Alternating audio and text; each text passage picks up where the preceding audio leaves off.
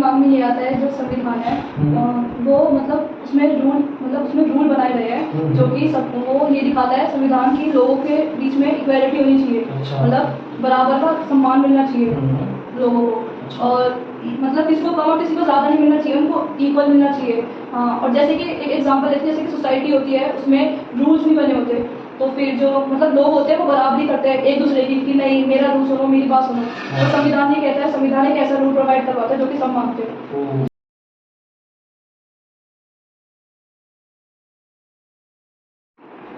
जय हिंद साथियों, मैं अंकित कुमार यादव आप सभी का स्वागत करता हूं सृष्टि ज्ञान केंद्र में। आज मेरी पहली क्लास है कक्षा 11वीं की, और ये राजनीति की क्लास है और इसमें मैं आज चल रहा हूं इन्हें पढ़ाने अध्याय 1, और अध्याय का नाम है संविधान क्यों और कैसे। देखिए, आप सब जानते हैं, आप सब इस बात को जानते हैं कि भारत का जो संचालन होता है, ये जो भारत हमारा राष्ट्र है, इस राष्ट्र को जो पथ प्रदर्शित करता है वो कोई और नहीं, वो हमारा भारत का संविधान करता है। तो हम चल रहे हैं समझने कि एक देश के शासन में संविधान क्यों चाहिए। ये जो चैप्टर का नाम ही आपको बताने का प्रयास कर रहा है कि इस चैप्टर का क्या अर्थ है आपकी शिक्षा में। जैसा क्या लिखा है, संविधान क्यों और कैसे। क्यों चाहिए भाई संविधान आपको, और ये संविधान अस्तित्व में कैसे आया, ये आप इस किताब में चल रहे हैं समझने और पढ़ने। तो मैं आप दोनों से, नम्रता आपसे और पुष्कर से, आप दोनों से जानना चाहूंगा कि आप दोनों क्या समझते हैं जब आपके सामने ये शब्द आता है संविधान। क्या समझते हैं पुष्कर? आइए और बताइए मुझे, आइए और मुझे बताइए, जब आप इस शब्द का नाम सुनते हैं संविधान का, तो आपके मन में क्या ख्याल आते हैं? आइए और मुझे बताइए। आ जाइए। जब आपके सामने संविधान ये शब्द आता है तो आपके मन में क्या विचार आते हैं? संविधान एक नियम, तेज बोलिए। संविधान एक नियमों का दस्तावेज है। अच्छा। कानून के द्वारा, थोड़ा तेज बोलो जिससे सब सुने, इसमें भी सुने और वहां पे बैठे बच्चे भी सुने। बताओ, संविधान एक नियमों का दस्तावेज है। संविधान एक क्या है ना बेटा? नियमों का दस्तावेज है। ये कौन कह रहा है? पुष्कर जी कह रहे हैं। तो पुष्कर, सिर्फ नियमों का दस्तावेज ही है ये कि और कुछ भी है? क्या है और कुछ? संविधान विश्वास दिलाता है। हाँ, संविधान विश्वास दिलाता है। किसको दिलाता है? समाज को। बड़ी बात कही आपने। संविधान विश्वास, किस चीज का विश्वास दिलाता है? कि जैसे कि कोई अगर कोई कानून या कुछ गलत करता है, कोई नहीं, अभी आप फंबल हो रहे हैं, बैठिए, आपसे बाद में बात करते हैं, ठीक है? आप सुनिए पहले तो। अब आप बताइए नम्रता, आइए और बताइए कि क्या है संविधान आपके शब्दों में। आप क्या समझती हैं जब ये शब्द सुनती हैं? आपके दिमाग में क्या आता है?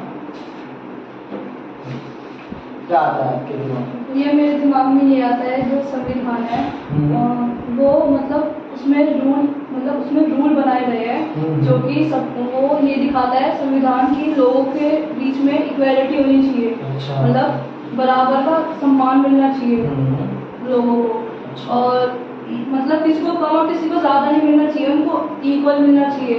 और जैसे कि एक एग्जांपल लेते हैं, जैसे कि सोसाइटी होती है उसमें रूल्स नहीं बने होते, तो फिर जो लोग होते हैं वो बराबरी करते हैं एक दूसरे की कि नहीं मेरा रूल सुनो मेरी बात सुनो। तो संविधान ये कहता है, संविधान एक ऐसा रूल प्रोवाइड करवाता है जो कि सब मानते हैं, जो कि चलिए बैठिए आप। अब मैं इसको विस्तार से आपको समझाऊंगा, ठीक है? तो पहले मुझे आपके विचारों को जानना बहुत जरूरी था, क्योंकि अगर आपके विचारों को नहीं जानूंगा मैं तो आपको मैं समझ नहीं पाऊंगा, और जब तक मैं आपको नहीं समझ पाऊंगा तब तक मैं अपनी बात आपको नहीं समझा पाऊंगा।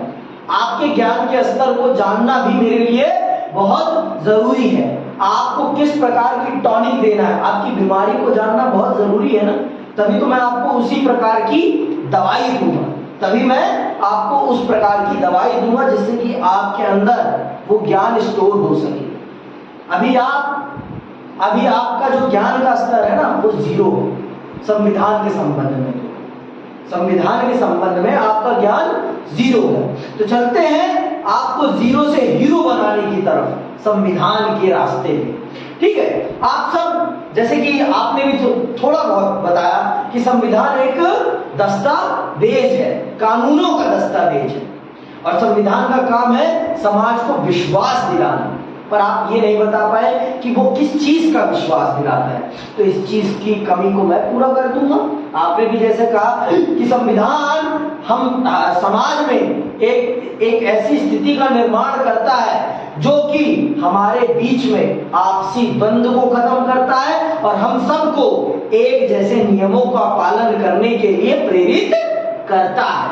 तो ये चीजें हैं। तो अब हम चल रहे हैं अपने प्रथम अध्याय को प्रारंभ कर रहे हैं। ये प्रथम अध्याय ना ये पूरी की पूरी पुस्तक के लिए आधारभूत ढांचा है। पूरी की पूरी पुस्तक के लिए क्या है? आधारभूत ढांचा है। अगर आप इस चैप्टर को बेहतरीन तरीके से पढ़ लेंगे, समझ लेंगे, तो आप पूरी की पूरी किताब को बेहतरीन तरीके से समझ पाएंगे। देखो, एक देश होता है और किसी भी देश को चलाने के लिए ना कुछ नियम कानून बनाने बहुत जरूरी होते हैं। जैसे कि एक स्कूल को भी चलाने के लिए कुछ नियम कानून होते हैं, बिना नियम कानून के स्कूल भी नहीं चलता। तो यहाँ तो देश की बात आ रही है, देश में तो बहुत सारे लोग हैं। जहाँ स्कूल में 500,000 बच्चे हैं, वहां देश में तो इसका 200 गुना है, उससे भी ज्यादा हो सकता है। 200 या 1000 गुना या 10,000 गुना भी हो सकता है। हमारे देश में तो आप मत ही पूछिए, जनसंख्या तो हमारे देश की आप सबको ही पता है 1400 करोड़। ठीक है, गलत भी हो सकता है, मुझे जनसंख्या का उतना अनुपात अभी सही रूप में पता नहीं है, लेकिन हमारे देश की जनसंख्या आज के समय में विश्व की सबसे अधिकतम जनसंख्या वाला राष्ट्र बन चुका है हमारा भारत आज के समय सबसे। तो इतनी बड़ी जनसंख्या के देश को चलाने के लिए, इतनी बड़ी जनसंख्या वाले देश को चलाने के लिए कुछ ना कुछ नियम कानून बनाने बहुत जरूरी है।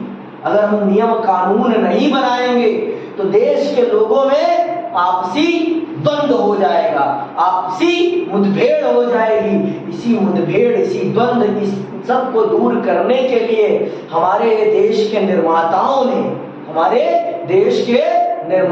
ने बहुत ही दूरदर्शिता दिखाते हुए हमारे देश के लिए एक संविधान का निर्माण किया। और अभी आप उसी चीज को चल रहे हैं समझने कि संविधान आपको क्यों चाहिए। तो जैसे कि मैंने आपको बताया कि आपका देश सबसे ज्यादा विविधता वाला देश है, सबसे ज्यादा जनसंख्या वाला देश है। आपके देश में सबसे ज्यादा भाषाएं बोली जाती हैं, सबसे ज्यादा संस्कृतियां हैं, सबसे ज्यादा त्योहार मनाए जाते हैं और बहुत ही ज्यादा विविधता है। आपके देश में जितनी भौगोलिक विविधता है उतनी दुनिया के किसी भी एक देश में तो नहीं मिलती। भारत में जितनी भौगोलिक विविधता, सामाजिक विविधता, राजनीतिक विविधता, भाषाई विविधता, सांस्कृतिक विविधता मिलती है ना, उतनी दुनिया के किसी एक देश में तो आप ढूंढ कर भी नहीं निकाल सकते हैं जो आपको भारत में देखने को मिलती है। समझ में आई बात? तो इतने बड़े देश को चलाने के लिए हमें एक कानून चाहिए ही चाहिए। हमें कानून भी चाहिए और उस कानून को जोरदार तरीके से लागू करने वाली एक सरकार भी चाहिए। तो उसी चीज को ध्यान में रखते हुए हमारे देश को जब आजादी मिली अंग्रेजी शासन काल से, हमारे देश को जब आजादी मिली अंग्रेजी शासन काल से, तो हमने देखा और समझा जो उस समय के आधुनिक देश थे, वो जो आधुनिक देश बने थे, उन सभी ने अपने लिए एक संविधान गढ़ा था और वो संविधान, वो अपने देश को उस संविधान के अनुसार चला रहे थे। तो हमने भी कहा कि हम भी अपने देश को एक ऐसा ही रास्ता प्रदान करेंगे जिसमें किसी एक व्यक्ति का शासन नहीं होगा, वहां पर देश के जनता का शासन होगा। और देश की जनता का शासन किस प्रकार से होगा, ये सब तय करेगा हमारे देश का एक संविधान, हमारे देश का एक संविधान। तो हमारे देश के राष्ट्र निर्माताओं ने हमारे देश के लिए एक संविधान का निर्माण किया और हमें एक सुनहरा भविष्य प्रदान किया। आज जो आप शिक्षा प्राप्त कर रहे हैं, आप जो आज एक दूसरे के साथ हंस बोल पा रहे हैं, इन सब को, ये जो आपको अधिकार मिले हैं, ये सब के सब चीजें आपको इसी से मिले हुए हैं। ये संविधान ही आपको अधिकार प्रदान करता है हर प्रकार के। तो चलिए विस्तार से अपने अध्याय का परिचय समझते हैं और समझते हैं कि हम इस अध्याय में क्या समझेंगे, क्या जानेंगे। समझ में आई बात? हम इस अध्याय में क्या समझेंगे, क्या जानेंगे और हमारे लिए ये इतना महत्वपूर्ण क्यों है जानना और समझना। हमारे लिए ये इतना महत्वपूर्ण क्यों है जानना और समझना इस चैप्टर को। तो आइए पढ़ते हैं एक एक शब्द को और समझते हैं कि हम इस अध्याय में, इस पुस्तक में क्या पढ़ने चल रहे हैं। इस पुस्तक में हम क्या पढ़ने चल रहे हैं। आप दोनों से मैं कह रहा हूं कि अपने आप को अगर अच्छी जगह पर लेके चलना है तो हारना मत सीखो। तैयारी आज से करो, जीत कल जरूर मिलेगी। और अगर आज से तैयारी नहीं करोगे तो कल जीत की भी उम्मीद मत करना। अगर चाहते हो कि आपको जीत मिले तो तैयारी आज से करो, और जब उस समय आपको जीत मिलेगी तो आपको आश्चर्य नहीं होगा। क्यों? क्योंकि आपको पता है कि आपने मेहनत की है, क्योंकि आपको इस बात का पता है कि आपने मेहनत की है। तो आइए प्रारंभ करते हैं अपने इस अध्याय को। अध्याय का नाम तो मैंने आपको बता दिया है, मैं पुनः आपको फिर से बता देता हूं कि अध्याय का क्या नाम, संविधान क्यों और कैसे। ये 11वीं कक्षा की पॉलिटिकल साइंस की, 11वीं कक्षा की पॉलिटिकल साइंस का पहला चैप्टर है। और इसको पहला चैप्टर रखने का भी अपना बहुत बड़ा कारण है, क्योंकि जब तक बच्चा अपने देश के मूल आधार को नहीं समझेगा तब तक बच्चे को कितना भी समझा दो कुछ नहीं समझ पाएगा। अगर आपको पता ही नहीं होगा कि पेड़ किस चीज पर टिका है तो आप क्या करोगे? पेड़ के बारे में जानकर भी आप समझ नहीं पाओगे कि पेड़ कैसे खाना बनाता है, क्या करता है। पहले तो आपको जानना पड़ेगा ना कि पेड़ किस पर टिका है, पेड़, ये देश किस पर टिका है, आपको भी ये बात पता होनी चाहिए। तो हमारा देश जिस चीज पर टिका है ना, जिस चीज से चल रहा है, जिस चीज के माध्यम से इतना विकास कर रहा है, आप चल रहे हैं उस चीज को समझने और जानने, उस चीज को समझने और जानने। उस चीज का नाम क्या है? संविधान। तो चलिए पढ़ते हैं। यह पुस्तक संविधान की कार्य प्रणाली के बारे में लिखी गई। यह पुस्तक संविधान की कार्य प्रणाली, मतलब वो किस प्रकार से काम करता है, वो किस प्रकार, भारत का संविधान किस प्रकार से काम करता है, इस चीज को बताने वाली है ये पुस्तक। ये पुस्तक आपके संविधान के कार्यों को बताने का काम करती है। ये पुस्तक आपके संविधान के कामों को बताने का काम करती है कि आपका संविधान आपके लिए किस किस प्रकार के काम करता है, आपका संविधान आपके लिए किस किस प्रकार का काम करता है। तो सुनिएगा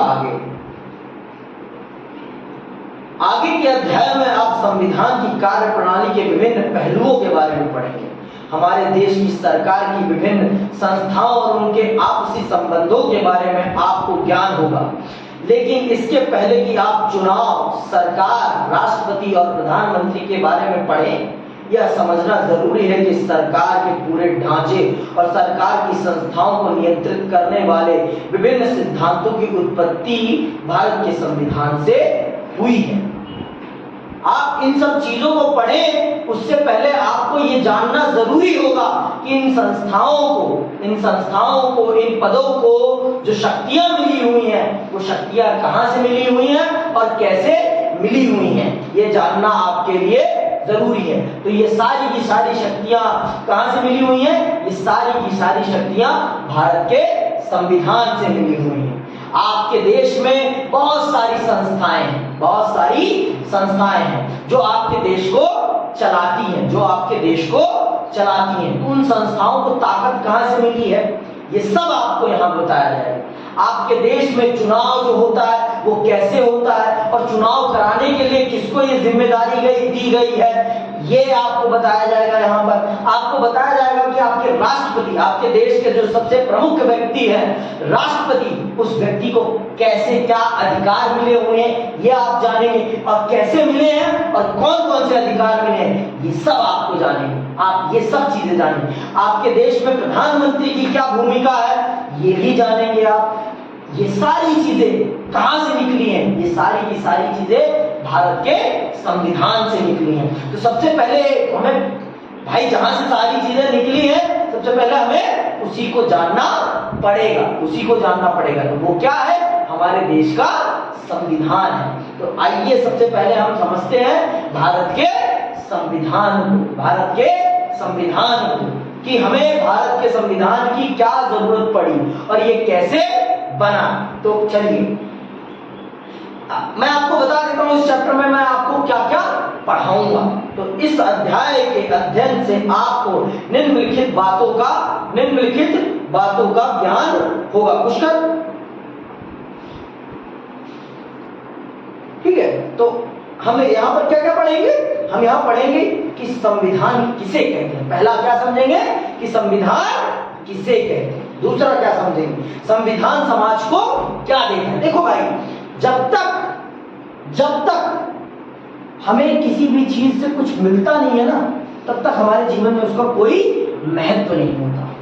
हम पानी भी तब पीते हैं जब हमें प्यास लगती है, बेवजह हम पानी नहीं पीते। तो पानी से भी हमें कुछ मिल रहा है, तभी हम पानी को महत्व देते हैं। इंसान का ये स्वभाव है, इंसान उसी चीज को महत्व प्रदान करता है जिससे उसे कुछ मिलता है। जिस चीज से उसे कुछ मिलता नहीं है ना, इंसान उस चीज की कद्र नहीं करता। जैसे आज के समय में मैं आपको एक उदाहरण देता हूं। आज के समय में आपको कौन सा पशु सड़कों पे सबसे ज्यादा आवारा दिखाई पड़ता है? सबसे ज्यादा बताओ। कुत्ता, चलो कुत्ता, और कोई पशु जो पालतू पशु था पहले, आज के समय में वो आवारा पशु बन गया। एक समय में वो पालतू पशु था, किसानों के घर की शोभा था, लेकिन आज वो आवारा पशु के रूप में तब्दील हो गया। क्या? गाय और बैल, मुख्य रूप से बैल। पहले क्या था? पहले बैल खेती के लिए प्रयोग में लाया जाता था। पहले खेती के लिए बैल को प्रयोग में लाया जाता था, तो इसलिए पहले किसान के लिए बैल क्या था? उपयोगी था। किसान के लिए बैल क्या था? उपयोगी था। आज जहां सीढ़ीदार खेतियां होती हैं, वहां आज भी बैल उपयोगी है। लेकिन जो जैसे उत्तर भारत में जितने भी क्षेत्र हैं, आज वहां बैल किसी भी रूप में उपयोगी नहीं। तो आप देखते होंगे कि सबसे ज्यादा आवारा पशु जो एक समय पालतू पशु था, वो सड़कों पर घूम रहा है। क्यों? क्योंकि आज मानव समाज में, कृषि समाज में उसका कोई महत्व नहीं है। मानव समाज में या कृषि समाज में उसका कोई महत्व नहीं है। पहले ये भी था कि वो बिकते भी थे। पहले ये था, भाई मैं उत्तर प्रदेश से आता हूं, तो उत्तर प्रदेश में आज के समय में ये स्थिति है कि वो बिकते नहीं है। तो इसीलिए लोगों ने गायों को भी छोड़ दिया है और बैलों को भी छोड़ दिया है। इंसान उसी चीज की कद्र करता है जिस चीज का उसके जीवन में महत्व हो। जिस चीज का उसके जीवन में महत्व नहीं होता, इंसान उस चीज की कभी कद्र नहीं करता। ये बात जान लो। तो अगर आपको अपनी कद्र बनानी है तो आपको अपना महत्व विकसित करना पड़ेगा। आपको अगर कद्र बनानी है अपनी किसी के जीवन में या किसी के नजरों में, तो अपना महत्व विकसित करना पड़ेगा। आपको अपना महत्व विकसित करना पड़ेगा। अब भैया देखो, जब तक आप 12वीं में हो तब तक आपके लिए स्कूल क्या है? आवश्यक है, महत्वपूर्ण है। लेकिन जैसे 12वीं खत्म होती है, आप स्कूल जाते हो? फिर क्यों नहीं जाते भाई? क्योंकि उसका महत्व अब आपके जीवन से खत्म। तो इसी प्रकार से संविधान ने भी आपके जीवन में अपना एक अलग महत्व बनाया हुआ है।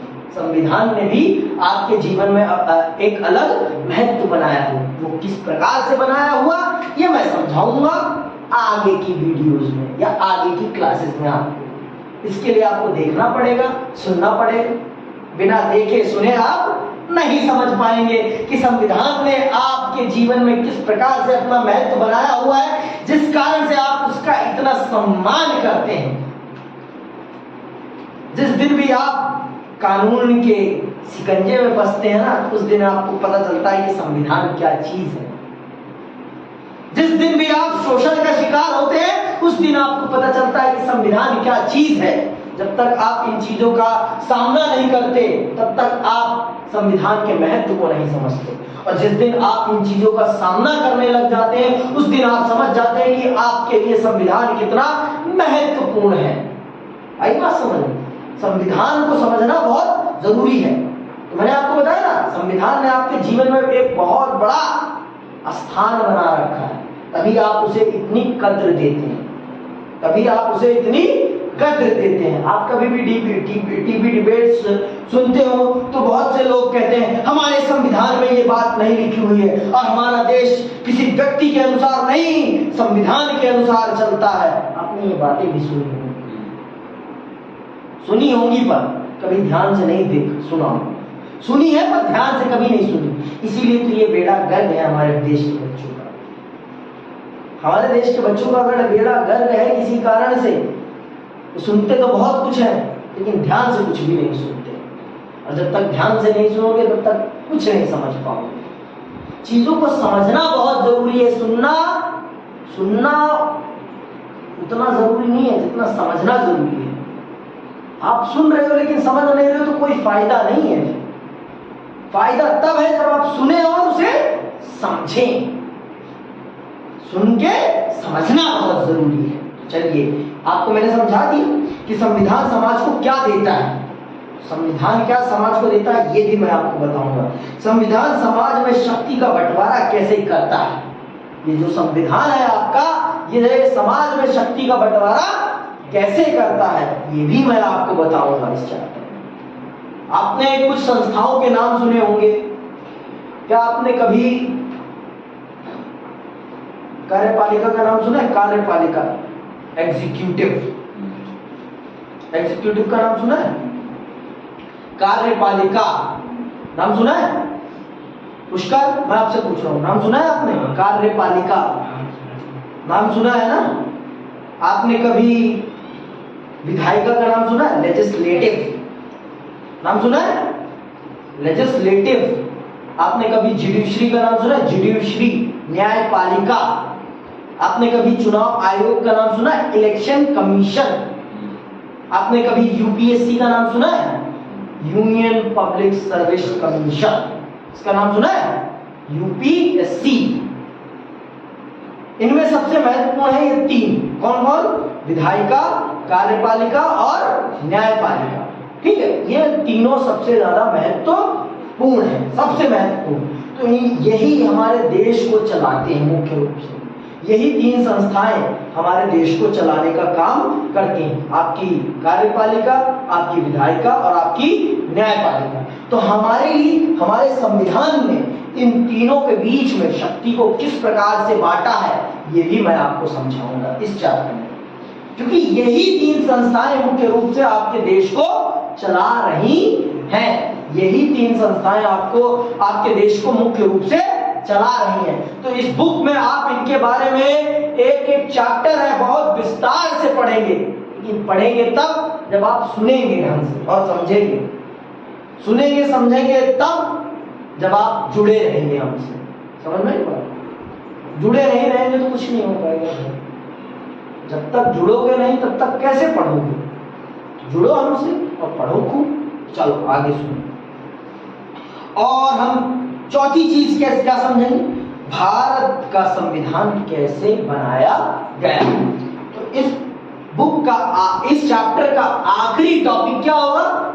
इस चैप्टर का आखिरी टॉपिक होगा भारत का संविधान कैसे बनाया गया।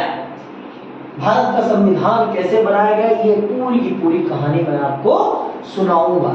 ये इस चैप्टर की आखिरी कहानी है। ये इस चैप्टर की आखिरी कहानी होगी। तो इस चैप्टर में मुख्य रूप से हम 4 विषयों को समझेंगे। 4 विषय हैं इसमें, ठीक है। इन 4 विषयों को हम समझ लेंगे तो हम जान लेंगे कि हमारे जीवन में संविधान का क्या महत्व है, हमारे जीवन में संविधान का क्या महत्व है, और हमारे जीवन को सुलभ बनाने में, आसान बनाने में संविधान ने किस प्रकार की भूमिका निभाई है। संविधान ने किस प्रकार की भूमिका निभाई है।